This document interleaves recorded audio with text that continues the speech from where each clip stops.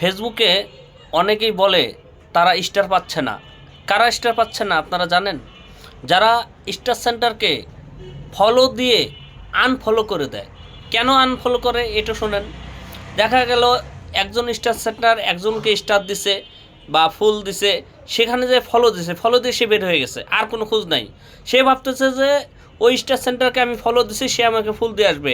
আপনি তো তার কমেন্ট বক্সে কমেন্ট রেখে যান নাই, আপনি তো পরিচয় দিয়ে যান নাই যে আপনার আইডিতে যে একজন স্টার সেন্টার যাবে, কিভাবে যাবে। আপনি যদি একটা কমেন্ট রেখে যেতেন তাহলেই সে না যাবে। আপনারা ফলো দিয়ে খিচ্ছেদের উপরে থাকেন, খিচ্ছেদের উপরে থাকেন না। ফলো স্টার সেন্টারকে ফলো দিয়ে অবশ্যই একটা কমেন্ট রেখে যাবেন।